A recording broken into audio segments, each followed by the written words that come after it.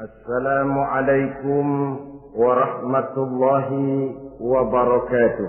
Waalaikumsalam warahmatullahi wabarakatuh. Bismillahirrahmanirrahim. Alhamdulillahi rabbil alamin.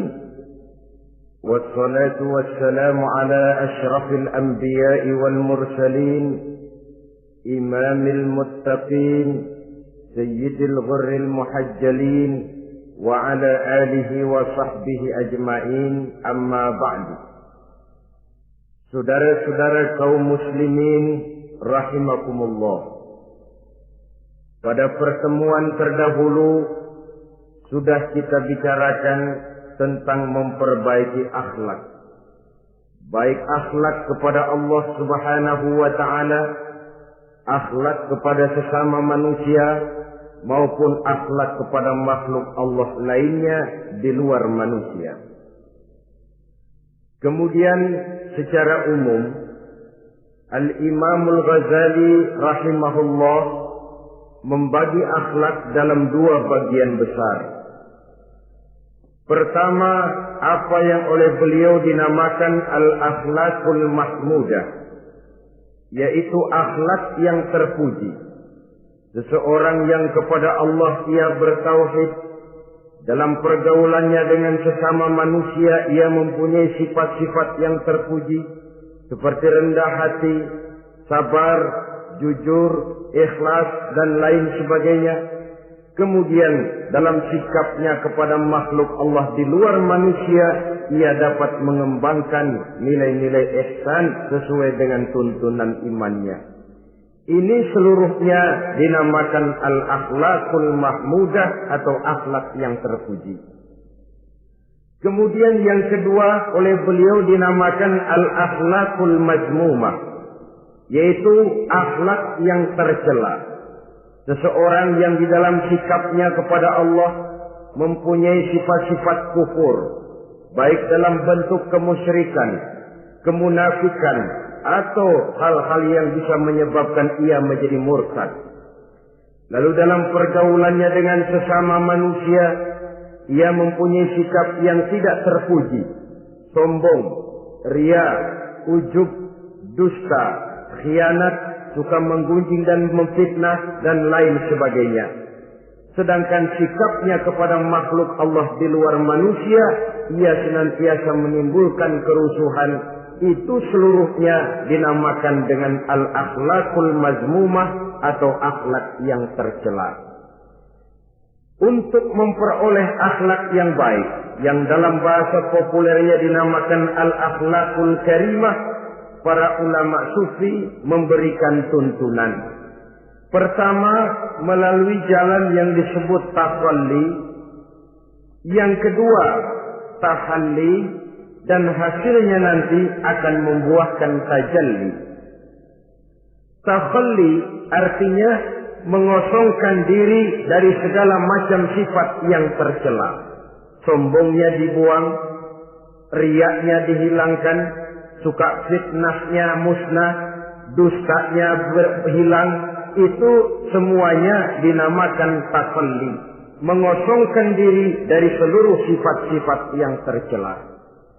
Apabila ini sudah berhasil dilaksanakan oleh seseorang, ia naik kepada tingkat yang selanjutnya dinamakan tahalli.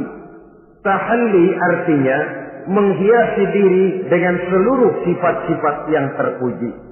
Bila sombongnya hilang, berganti dengan tawadhu. Bila dustanya hilang, berganti dengan jujur. Bila khianatnya hilang, dihiasi hatinya dengan amanah, dan begitu selanjutnya.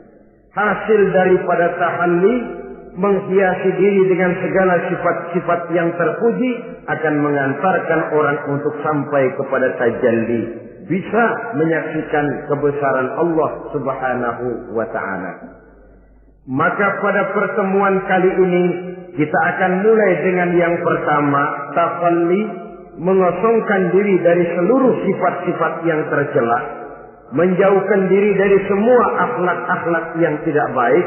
Dan pertemuan ini akan kita mulai dengan membicarakan dusta dan akibatnya.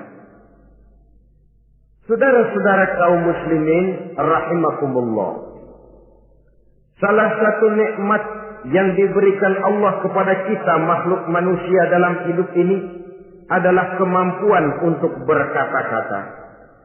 Kemampuan menyalurkan hasrat hati dan keinginan jiwa melalui ucapan dengan bahasa sebagai alat komunikasi. Sehingga orang lalu berkata bahwa al-insan adalah hayawanun natiq. Manusia sebenarnya adalah binatang juga. Cuma saja manusia binatang yang pandai berbicara. Oleh karenanya ini merupakan satu nikmat yang sangat besar yang perlu kita syukuri. Lidah bisa menempatkan seseorang pada posisi yang tinggi. Lidah juga bisa menempatkan orang pada posisi yang paling rendah.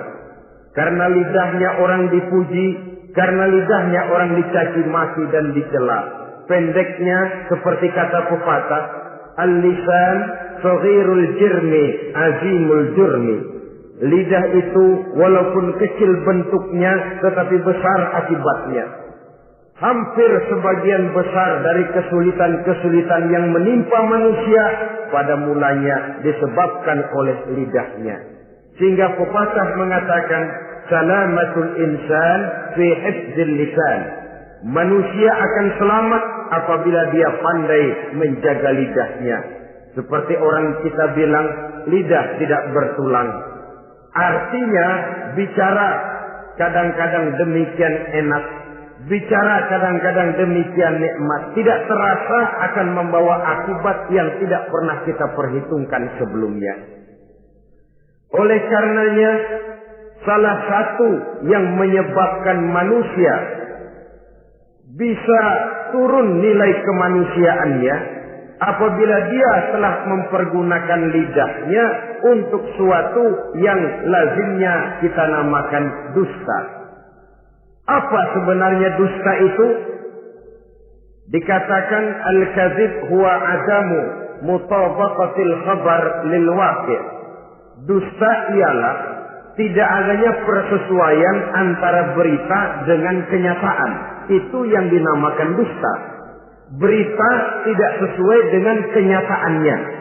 Nah, bentuknya bisa mengada-ada, bisa menambah-nambah, ataupun mengurang-ngurang. Itu bentuk-bentuk daripada tidak sesuainya berita dengan kenyataan. Mengada-ada, yang tidak ada diada-adakan. Itu jelas merupakan dusta. Kemudian menambah-nambah. Beritanya sebenarnya cuma 1 meter, tapi disampaikan orang kepada kita 5 meter, yang 4 meter tambahan. Disitulah kemungkinan terjadinya penyusupan-penyusupan berupa dusta adanya. Ataupun mengurang-urang. Beritanya sebenarnya 8 meter, sampai ke kita cuma 2 meter. Yang 6 meter berita itu dikorup. Itu juga sudah bagian tersendiri daripada yang dinamakan dusta. Oleh karenanya kita harus berusaha. Pertama dari sifat mengada-ada. Yang tidak ada diada-adakan. Itu jelas dusta. Dan ini pekerjaan paling enak memang. Orang seakan-akan terpesona. Orang seakan-akan kagum. Padahal kita mengada-ada.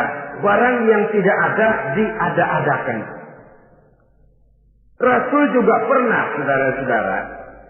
Tapi bernada seperti ini, namun jujur.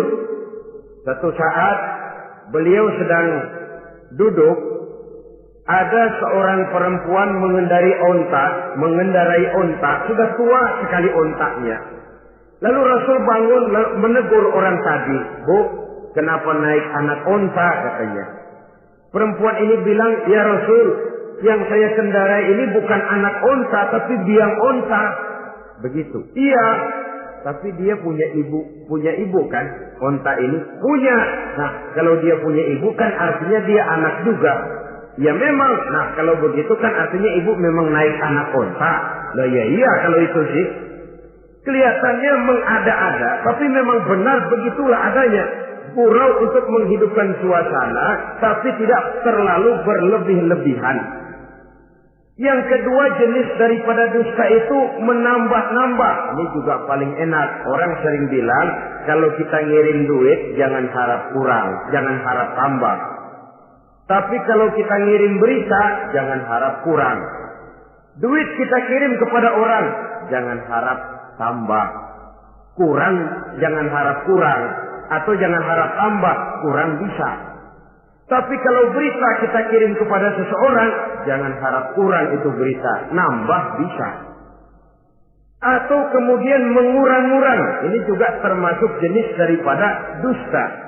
Baik mengada-ada atau menambah-nambah, kemudian mengurang-urangi, seluruhnya merupakan pekerjaan yang paling enak. Kita anggap sesuatu yang biasa, padahal akibatnya nanti akan menjadi luar biasa.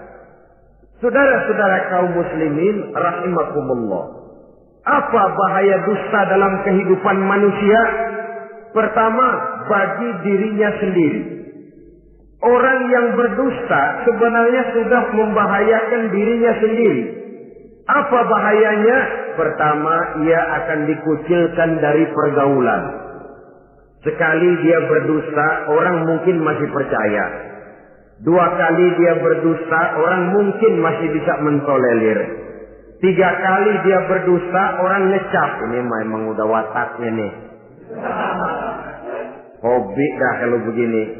Akhirnya dia dikucilkan dari pergaulan. Lain hari, walaupun dia serius bicara, orang nggak lagi nanggapin sebagaimana yang semestinya. Dikucilkan dari pergaulan.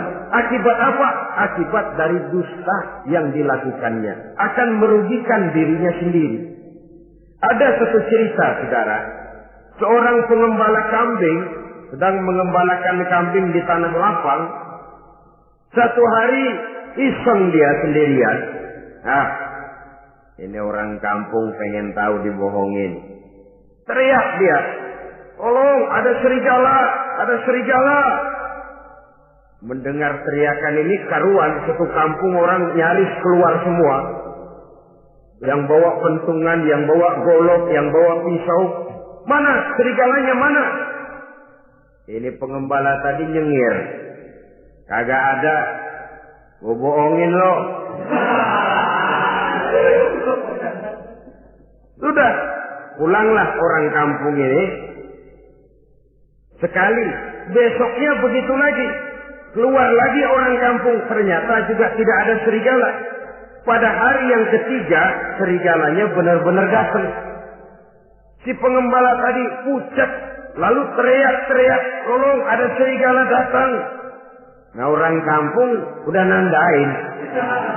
2 kali kita dibohongin, ini paling dia bohong lagi. Satu pun tidak ada orang kampung yang keluar untuk menolong. Akhirnya kambingnya habis dimakan oleh serigala. Yang rugi dirinya sendiri. 1 kali dia bohong, orang percaya mungkin. 2 kali dia bohong, orang masih tolerir. 3 kali dia bohong, orang nandain. Terkucil dari pergaulan akibat daripada perbuatan dusta. Oleh karenanya saya yakin tidak seorang pun di antara kita yang suka berteman dengan seorang pendusta. Karena apa? Seorang pendusta tidak akan segan-segan menjual temannya sendiri. Mengkambing hitamkan temannya sendiri. Artinya juga merusak pergaulan di dalam kehidupan ini. Penyakit yang bahaya yang kedua bagi diri orang yang berdusta itu sendiri, sifat dusta menyuburkan watak munafik.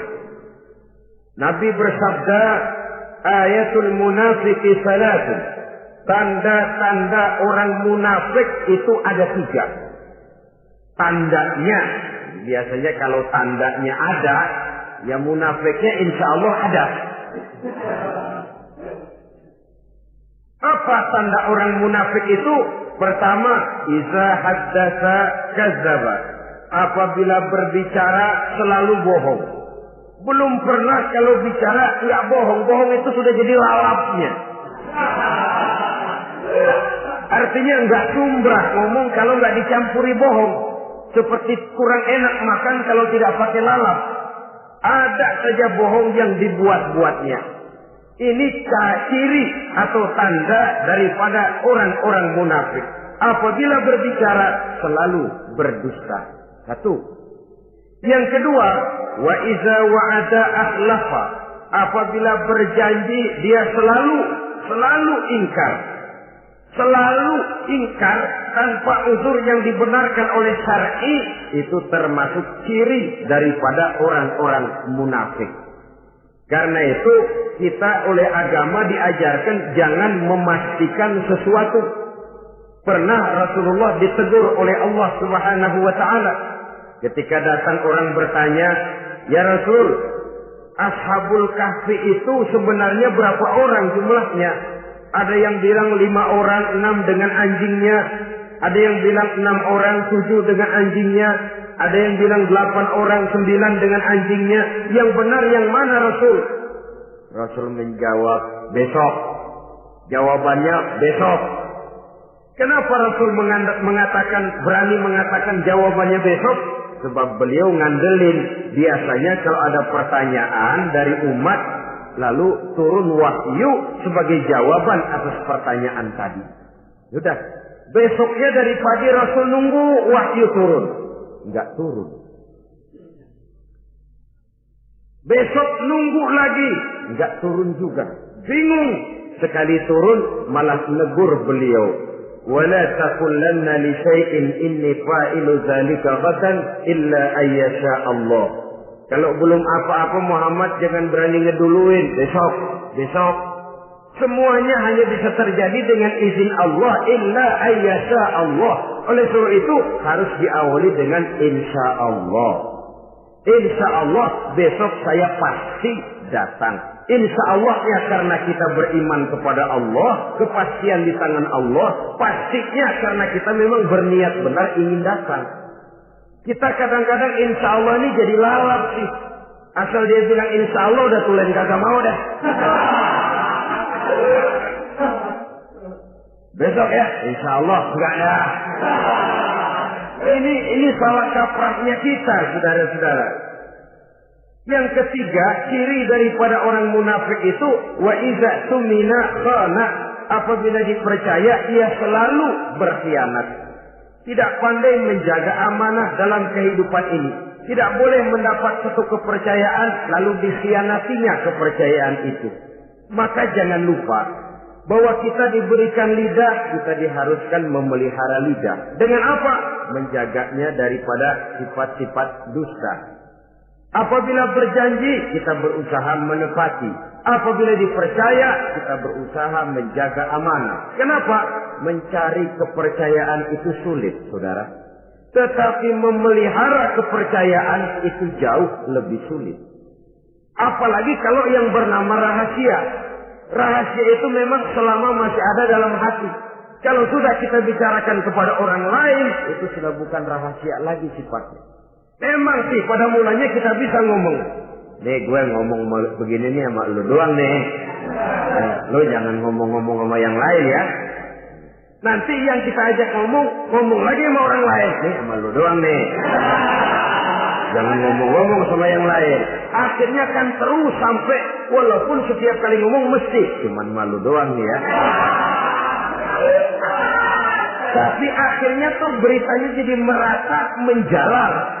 Kenapa? Rahasia adalah apa yang ada di dalam hati. Jikalau sudah kita bicarakan kepada orang, sudah bukan rahasia lagi namanya. Apalagi sifat manusia.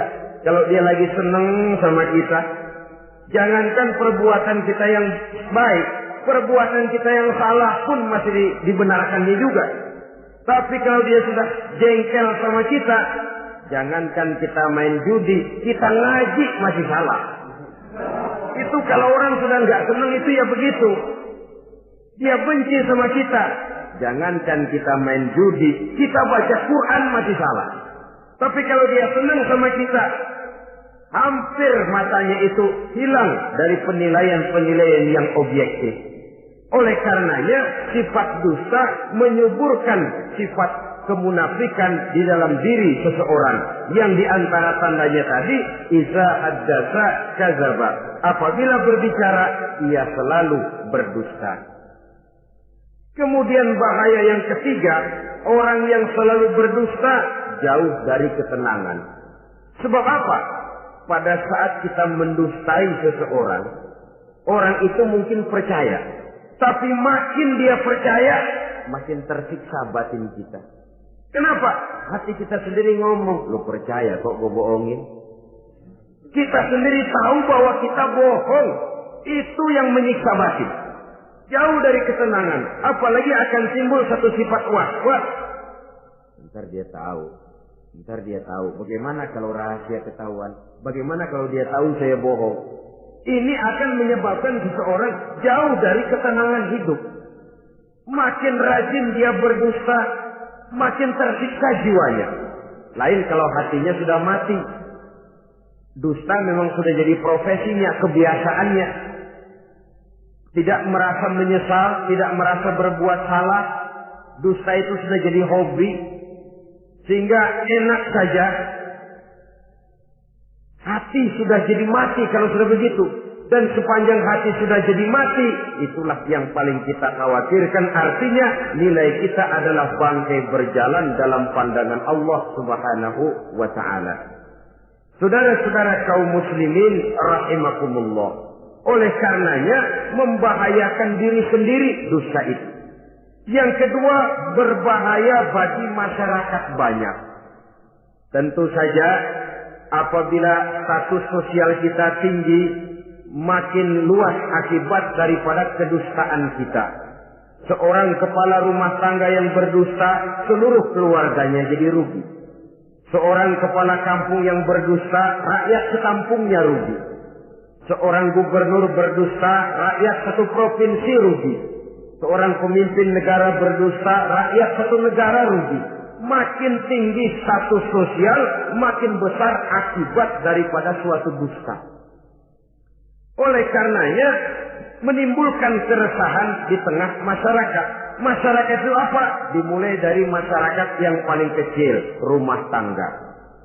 Kalau satu rumah tangga sudah diwarnai oleh sesuatu yang bernama dusta, maka ketenangan, ketentraman, kebahagiaan rasanya akan sulit terwujud di dalam rumah tangga itu sendiri.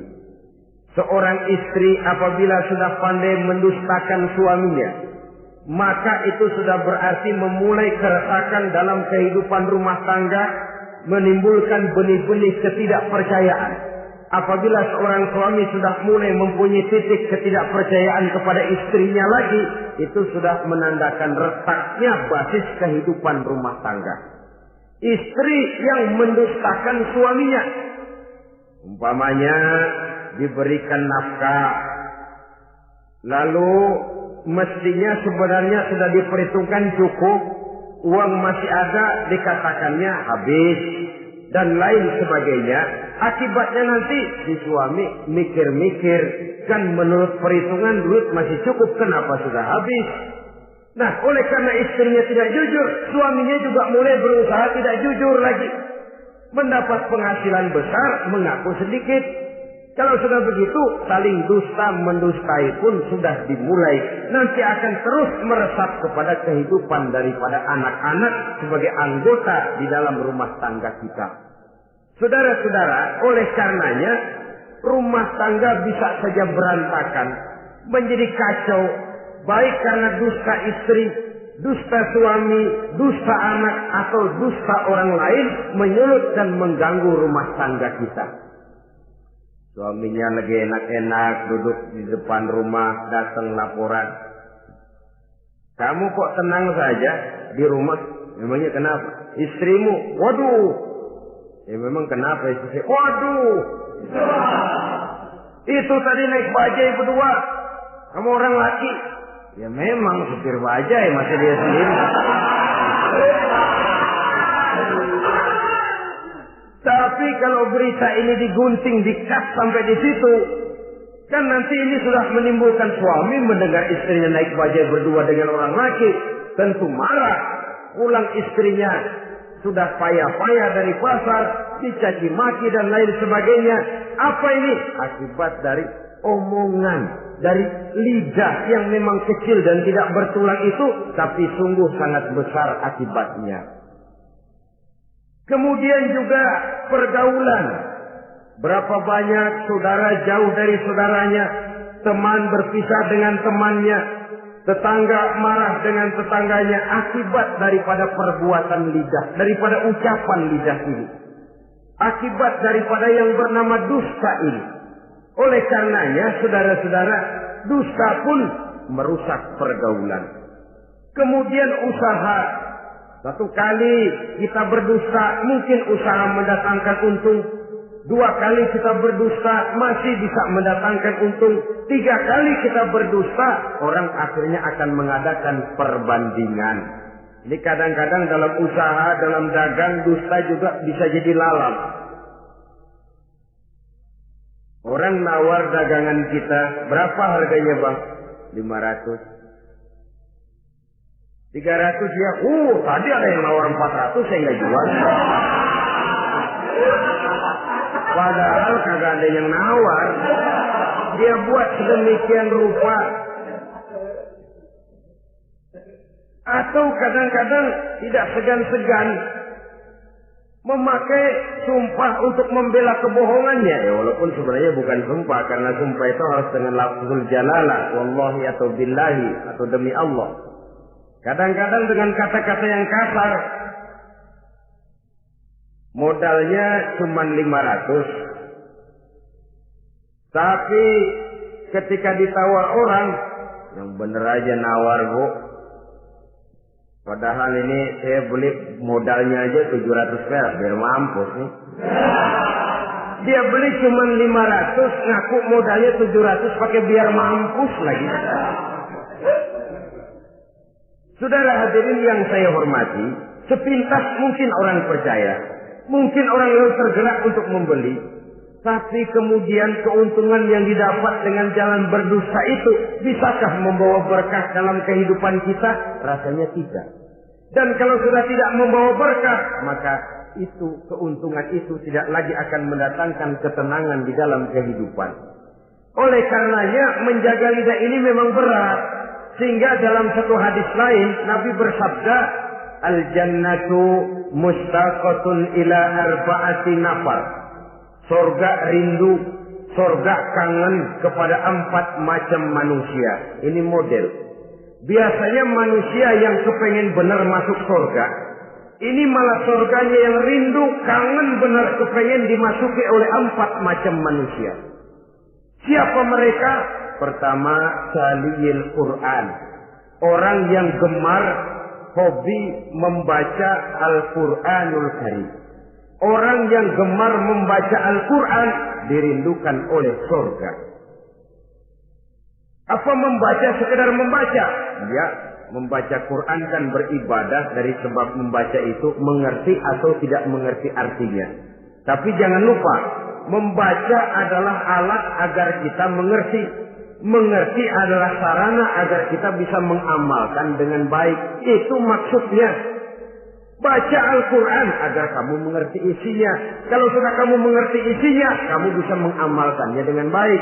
Jadi sungguh pun yang dimaksud di sini adalah orang yang gemar membaca Al-Quran, tapi prosesnya setelah membaca, orang mengerti. Sebab orang hanya bisa mengerti kalau dia sudah membaca. Kemudian apabila mengerti, dia terdorong untuk mengamalkan. Taliyil Quran bukan hanya orang yang sekedar gemar membaca Al-Quran, tapi juga yang membawa gaya hidup yang Qurani. Saudara-saudara kaum muslimin rahimakumullah. Taliyil Quran, orang yang gemar membaca Al-Quran dirindukan oleh surga. Yang kedua, wa mut'imil ji'an, orang yang memberi makan orang yang kelaparan.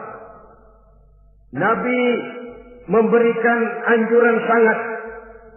Siapa yang ingin dekat dengan aku di hari akhirat nanti, bersahabatlah ia dengan yatim, dengan piatu, dengan janda-janda tua yang miskin, perlu uluran tangan, mereka yang hidup di bawah garis kemiskinan.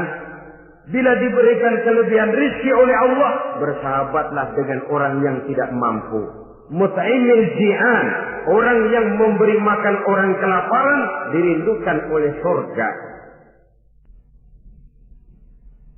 Saudara-saudara kaum muslimin rahimakumullah, demikian besar perhatian Islam terhadap kepekaan sosial, terhadap kesetiakawanan sosial ini, sampai dalam ayat Al-Quran dijelaskan oleh Allah Subhanahu wa ta'ala, ara'aita allazi yukadzibu bid-din fadzalika allazi yad'u al-yatim wa la yahuddu ala ta'amil miskin. Tahukah kamu, kata Allah, siapa orang-orang yang mendustakan agama, beragama tapi dianggap mendustakan agama? Kalau sudah dianggap mendustakan agama, artinya imannya dusta, dia sholatnya dusta, dia puasanya dusta. Siapa mereka itu? Fadzalikal ladzi yad'ul yatim. Mereka orang-orang yang meninggalkan, menyia-nyiakan anak-anak yatim, wala yahuddu ala ta'amil miskin, dan tidak memerintahkan untuk memberi makan kepada orang-orang miskin. Kepada yatim kejam, sadis, tidak punya kemanusiaan sama sekali. Maka mungkin kita yang rajin sholat, mungkin kita yang sudah 4-5 kali berhaji, bisa saja terhalang masuk surga. Karena di sebelah rumah kita ada anak yatim piatu, merintih kelaparan, menggigil kedinginan. Kita tahu, kita mampu, dan kita diam saja tidak mau memberikan pertolongan. Itu yang mungkin bisa menghalangi kita untuk sampai ke surga. Oleh karenanya, salah satu jenis manusia yang dirindukan oleh surga, mut'imil ji'an, orang yang memberi makan orang yang kelaparan. Yang ketiga, orang yang dirindukan oleh surga, wasa'imina fi Ramadan, orang yang melaksanakan ibadah puasa di bulan suci Ramadan. Dan yang keempat, ini yang ada kaitannya dengan masalah kita, wa hafizil lisan. Salah satu manusia yang dirindukan oleh surga ialah orang yang pandai menjaga lidahnya. Artinya dia bisa menempatkan diri, kapan waktunya bicara, kapan waktunya diam. Orang bilang memang kalau bicara itu perak, diam itu emas. Maksudnya diam lebih berharga daripada bicara. Tapi orang memang harus pandai menempatkan diri. Artinya tahu kapan waktunya bicara, kapan mestinya diam. Kalau waktu diam dia bicara, namanya dia tidak tahu diri. Kalau harus bicara dia diam, dia namanya juga tidak mau menyampaikan sesuatu yang seharusnya dia sampaikan. Sama saja ada orang bilang sedikit bicara banyak bekerja. Sebenarnya harus seimbang. Banyak bicara harus banyak bekerja.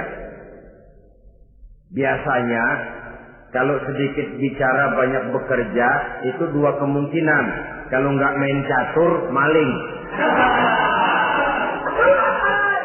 Yang namanya maling bicaranya sedikit.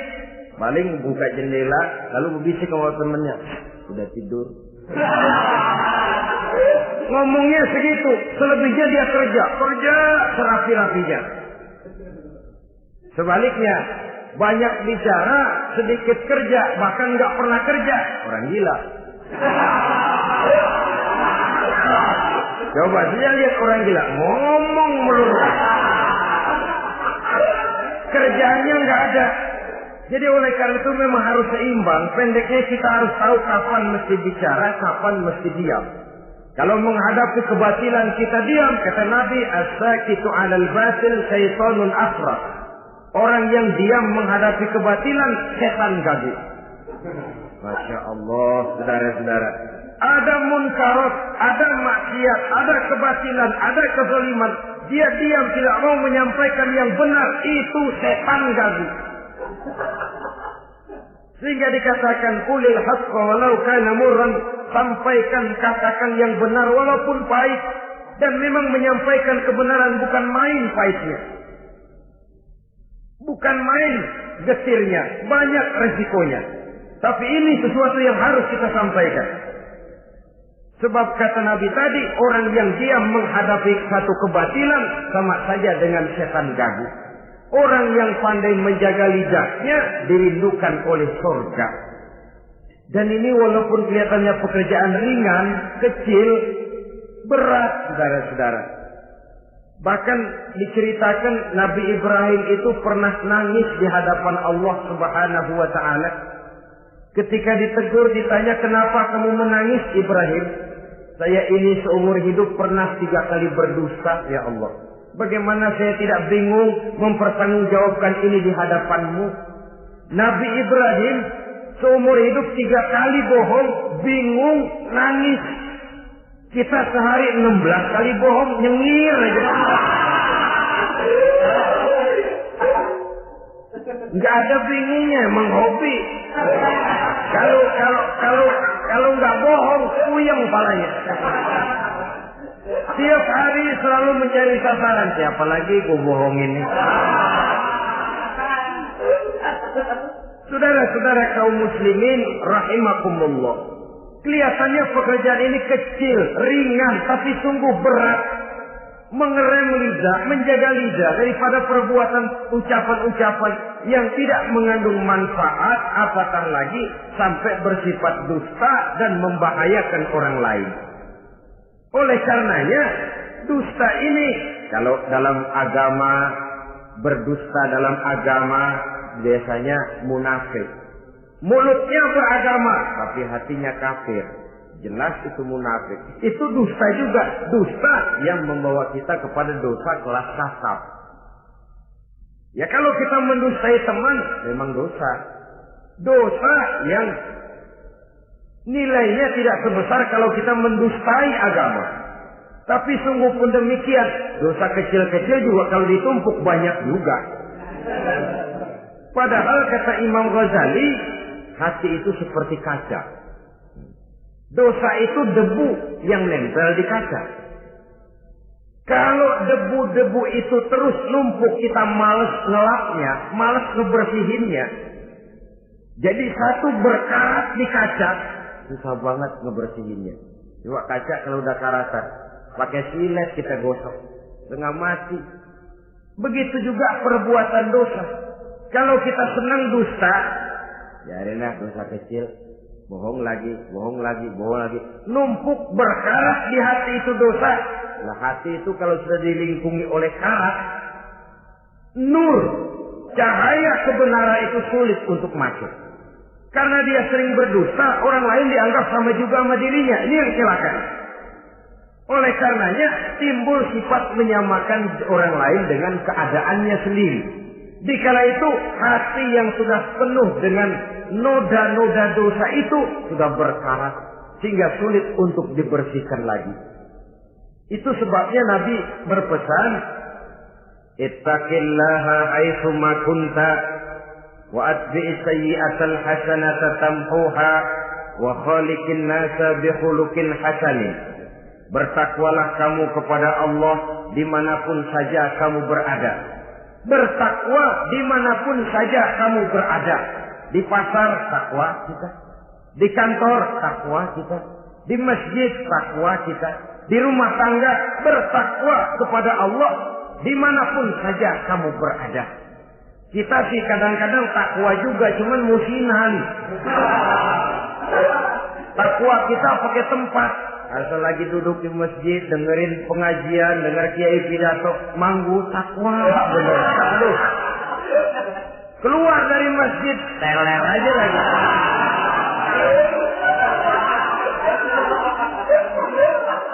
Takwa juga kita cuma pakai tempat.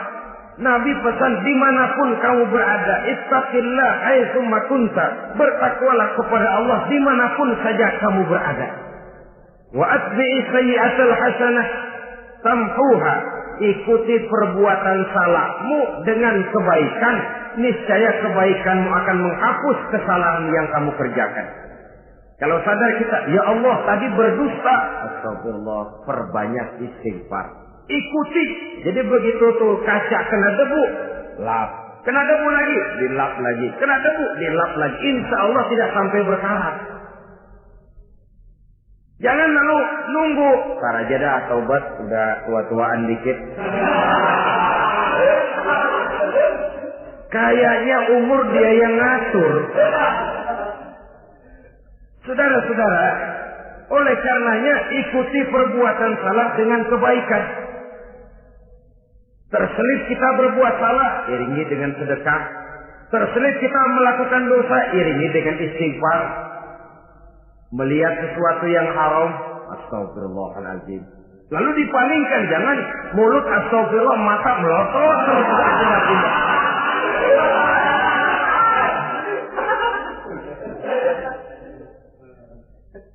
Wa khaliqin nasa bi khuluqin hasanin, dan bergaulah dengan manusia mempergunakan akhlak yang baik. Ini pesan daripada Rasulullah sallallahu alaihi wasallam. Jadi oleh karenanya dusta dengan seluruh akibatnya ini bisa menimbulkan bahaya bagi diri sendiri, bagi rumah tangga, dalam pergaulan, dalam usaha, dalam masyarakat, bahkan pada akhirnya bagi kehidupan satu bangsa dan satu negara. Lidah yang kecil tapi besar akibatnya bisa menyengsarakan manusia atau menempatkan manusia dalam satu posisi yang tinggi. Kalau kita adakan satu perbandingan, Nabi Ibrahim seumur hidup 3 kali saja berdusta, nangis di hadapan Allah. Kita yang hampir tidak ada hari, ya kalau orang sekarang bilang tiada hari tanpa olahraga. Rasanya kita kalau mau jujur bisa juga bilang tiada hari tanpa bohong. Pernahkah kita menangis menyesali dusta yang sudah kita lakukan? Berapa banyak orang yang sudah kita janjikan kita gantung dengan janji itu. Padahal dia punya hajat yang demikian sangat bergantung kepada kita. Tapi lidah ini enak saja. Gampang dah. Tar. Sok. Gampang dah itu mah. Beres dah beres. Enggak ada yang enggak beres. Semuanya kalau lidah kita beres, gampang, ntar, besok, enak, endah aja dah.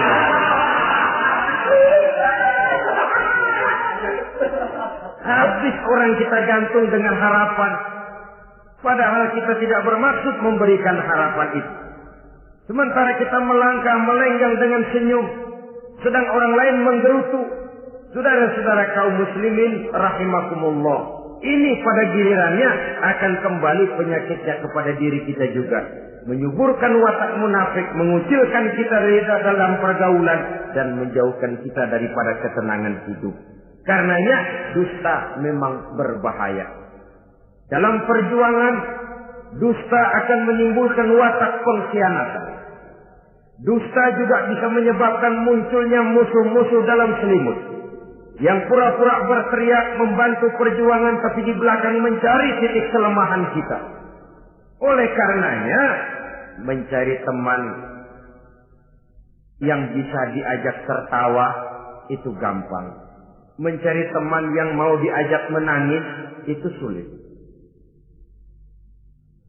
Mencari teman yang mau diajak nyanyi banyak. Tapi mencari teman yang mau diajak berkeluh kesah itu yang langka.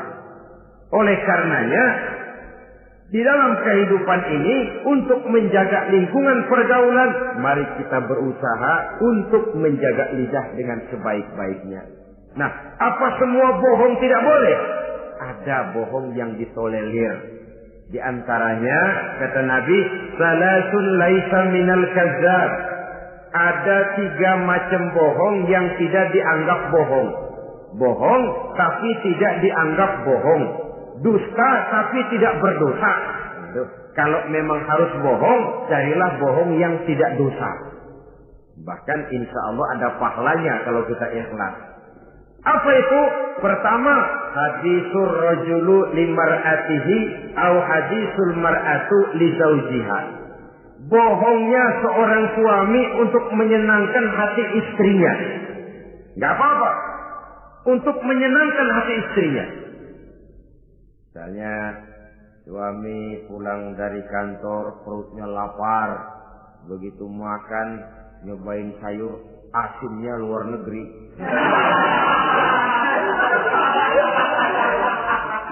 Baru dicobain sedikit, suaminya udah celam-celam, melotot matanya. Istrinya negor, "Bang, sayur keasinan ya?" "Enggak." Soal keasinan bagus. Cuma tadi di kantor saya sudah diajak makan oleh teman, jadi masih kenyang. Simpan sajalah, nanti sore kita baru makan. Lapar, kesel, jongkok, tapi karena mau menyenangkan istri. Enggak. Atau sama saja dustanya seorang istri untuk menyenangkan hati suaminya. Bisa saja itu terjadi. Suaminya beli sendal buat istri. Mahal, padahal murah, kena mahal. Warnanya gak enak dilihat, potongannya norak. Suami istri tahu kalau itu sendal murah. Suaminya tanya, "Bagaimana, Bu, sendal yang saya beli?" Waduh, cakep bener, Bang. Luar biasa. Tangga kita mana ada yang pakai sendal begitu. Memang kagak ada, jelek.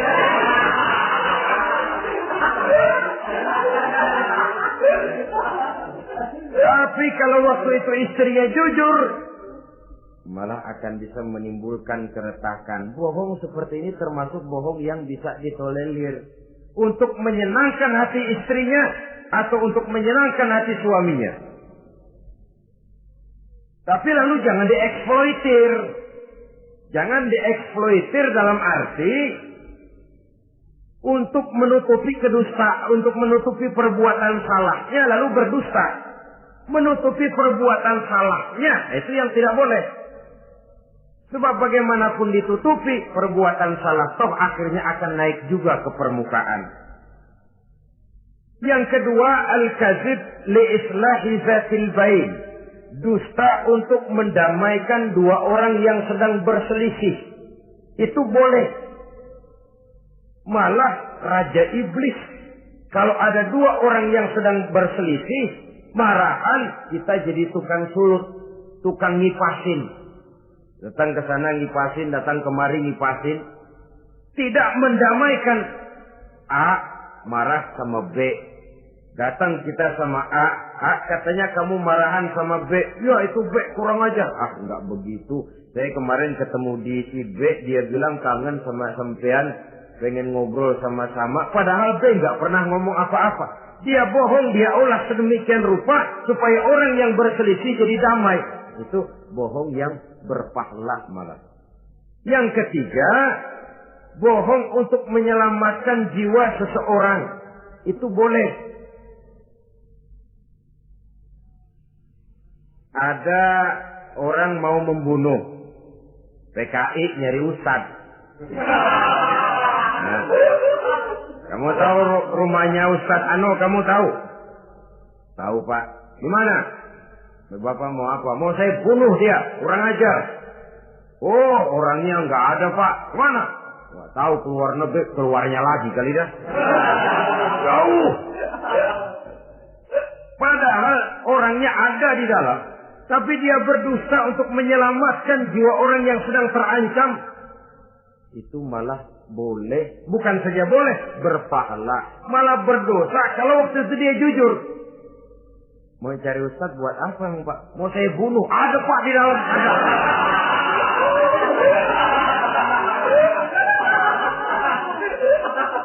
Sentimen. Kalau perlu saya bantuin, Pak. Ada.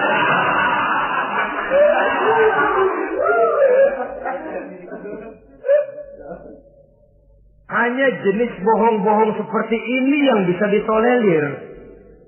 Itu akibat di dunia, saudara. Kita sudah bisa terkucil dari pergaulan, retak rumah tangga, usaha mengalami kebuntuan, masyarakat mengalami keresahan akibat dusta. Di akhirat nanti, na'udzubillah, summa na'udzubillah.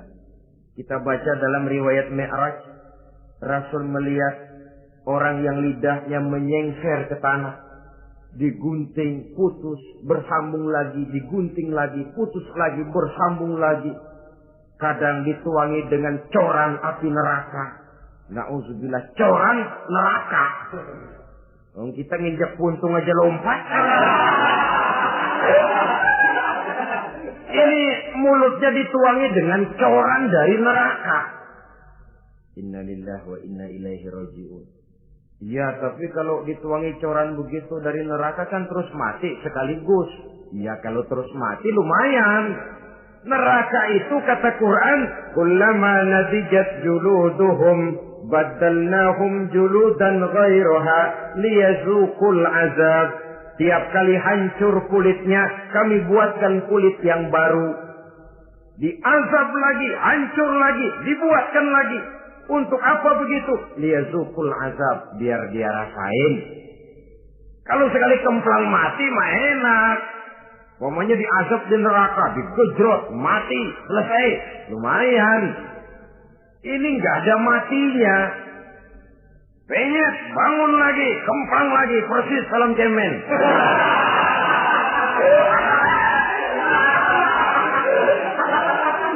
Cuma kalau film cemen mah film, dan itu jelas dusta, di neraka orang tidak kenal mati. Hancur jasadnya, dibuatkan lagi, diazab lagi, dan begitu selanjutnya. Jangan lalu berhitung. Kalau dosanya kebanyakan kan malaikat Malik gemes, ntar dilemparin ke neraka, kelebihan liwat. Jadi nggak mampir di neraka. Ya nggak mungkin, saudara-saudara. Tiap kali hancur kulitnya, diganti dengan kulit yang baru. Untuk apa itu? Liyazuqul azab. Biar dia rasakan benar azab itu. Allahu Akbar. Sudah di dunia dia mendapat akibat yang sedemikian rupa dan punya akibat buat yang lain. Di akhirat nanti dia akan menanggung azab. Apalagi kalau dustanya sampai membuka aib saudaranya sendiri. Dusta untuk menelanjangi orang lain. Logikanya saja, kalau ada teman kita atau aurat kita terbuka, kita harus menutup.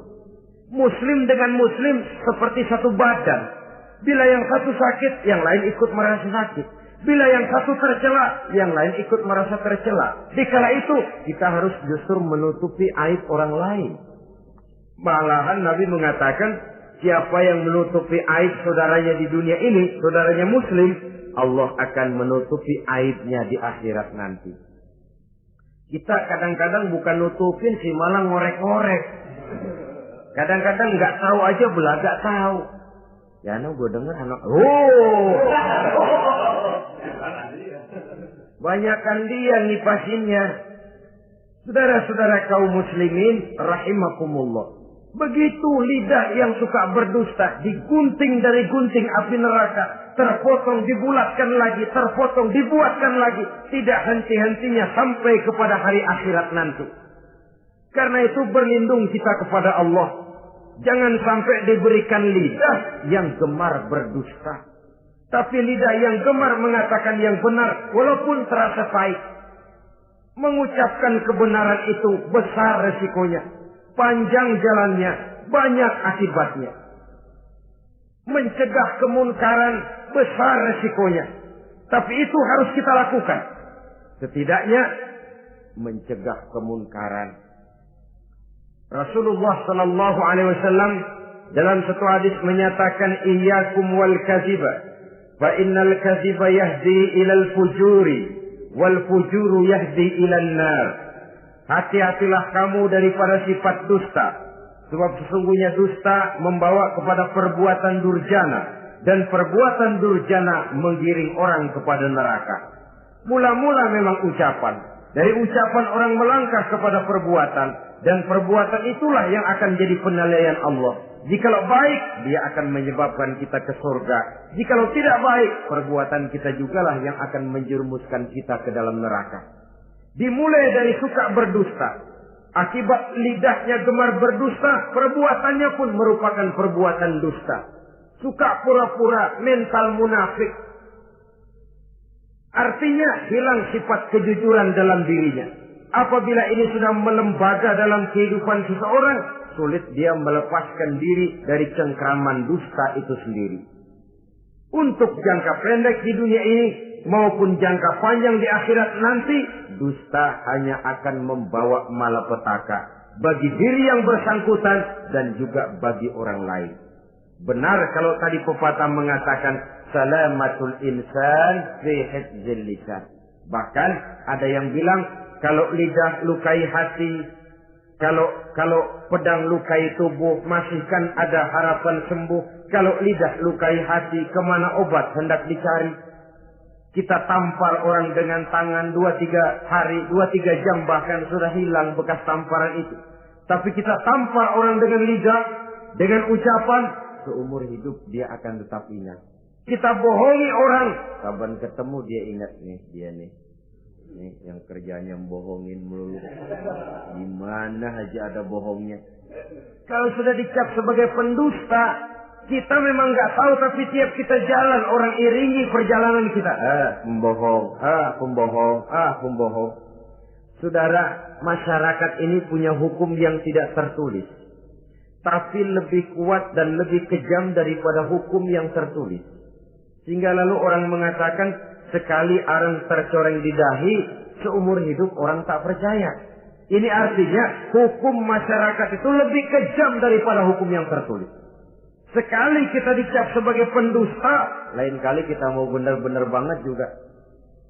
Aku benar-benar banget ini, sumpah dah. Alah, sumpah lo udah lalap dah, udah laku. Ya Allah, kita sumpah pun orang gak percaya. Ya kalau binatang kita pegang ekornya barangkali. Tapi kalau orang jelas omongannya yang kita pegang. Nah kalau omongannya sudah nggak bisa dipegang, apanya lagi yang kita harapkan? Oleh karenanya saudara-saudara, lidah yang kecil bentuknya tapi besar akibatnya ini harus diisi dengan nilai-nilai iman. Lidah yang sudah dimasuki nilai iman akan berat untuk berdusta, berat untuk memfitnah, berat untuk menggunjing, ringan untuk mengucapkan yang baik, ringan untuk zikrullah, ringan untuk baca Quran, ringan untuk musyawarah terhadap hal-hal yang baik. Lidah yang ada imannya, aduh berat saja kalau sudah memfitnah orang, berat kalau harus menggunjing orang. Tapi lidah yang belum ada imannya, nyelonong saja. Licin kalau diajak fitnah, licin kalau diajak ngata-ngatain orang, licin kalau diajak mengadu domba orang lain. Dan ini akan berakibat nantinya timbulnya keretakan, keresahan sejak dari pribadi, rumah tangga, masyarakat luas. Akibat apa? Dusta. Dari sekian dusta yang paling kita khawatirkan adalah kalau kita sampai dicap oleh Allah sebagai pendusta agama. Beragama tapi dianggap pendusta. Agama sekedar lipstik, agama sekedar dekorasi, agama sekedar penghias kartu tanda penduduk, tapi hidup jauh dari tuntunan nilai-nilai agama. Pendusta-pendusta agama semacam ini pada gilirannya akan terkena penyakit yang disebut munafik. Iman lidahnya tapi kufur hatinya. Islam ucapannya tapi kufur perbuatannya. Nah, ini resikonya sangat besar. Adapun dusta-dusta kepada orang lain, dosa ya dosa, tapi dosa yang mudah untuk bertaubat. Kalau saya katakan mudah untuk bertobat, saya bukan merangsang kita untuk berdusta, bukan. Tetapi jangan lupa seperti saya katakan tadi, bagaimanapun ringannya satu dosa, kalau ditumpuk dan ditumpuk, dia akan berurat, berakar dan berkarat di hati kita. Dan bukankah hati itu merupakan cerminan dari seluruh panca